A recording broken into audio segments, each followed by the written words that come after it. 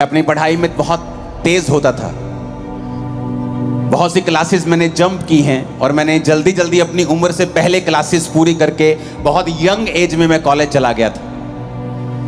मुझे याद है जब मैं अपनी स्कूल की पढ़ाई को मैंने पूरा किया तो बहुत से दोस्त थे मेरे पास आके बोले कि हम एक एंट्रेंस टेस्ट देंगे, जहां पर इंजीनियर की सीट मिल जाती है हम एंट्रेंस टेस्ट देंगे। मैंने कहा ठीक है, मैं भी दूंगा।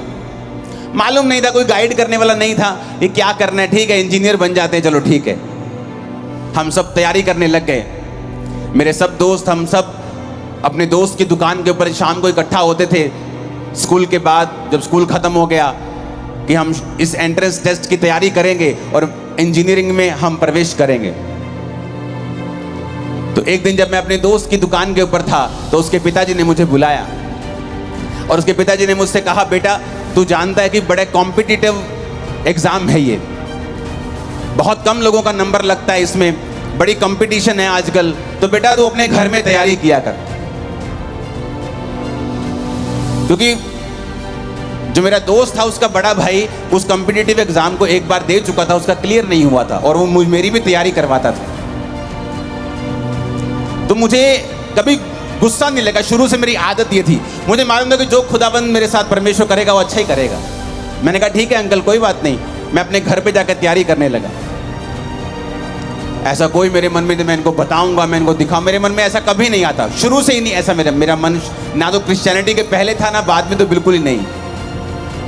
पहले कई बातों में मैं फिर करता था, लेकिन क्रिश्चियनिटी में आने के बाद अगर आप फिर भी ऐसे हैं तो आपको डिलीवरेंस की जरूरत होती है। हमने कुछ महीने एग्जाम की तैयारी की और उसके बाद जब रिजल्ट आया तो मेरे दोस्तों ने कहा रिजल्ट आ गया, रिजल्ट आ गया। मैं कितने रिजल्ट, अखबार में आता था रिजल्ट उस समय, कहते अखबार से आ गया रिजल्ट। अखबार लेके आए, हम एक धार्मिक स्थान के ऊपर बैठे थे। जब अखबार खोली वो सारे फेल थे और मैं अकेला पास था। सारे फेल थे, सारे के सारे फेल थे वो। और मेरा रैंक इतना ऊपर आया कि मुझे फ्री सीट मिली थी। मैंने अपनी इंजीनियरिंग के लिए पैसे खर्च नहीं किए, तो मुझे फ्री सीट मिली क्योंकि मेरा जो रैंक था पंजाब में बहुत ऊपर था। तो मैं आपको ये इंसिडेंट इसलिए बता रहा हूं, अगर आप सच्चे हैं और अब तो परमेश्वर आपके संग है, कोई आपके साथ कितना भी बुरा करने की कोशिश क्यों ना करे, वो आपकी भलाई में बदल जाएगा।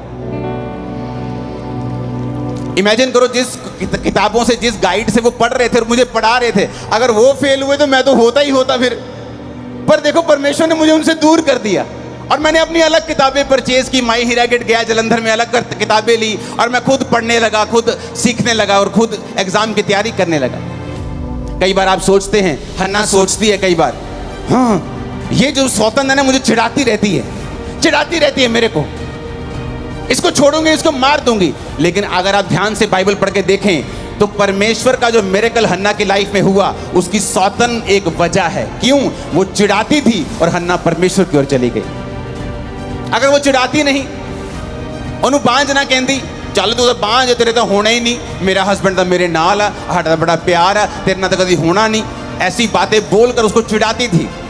और उसने उन बातों का गुस्सा नहीं किया, परमेश्वर के सामने गई और परमेश्वर के सामने सारा कुछ उंडेल दिया।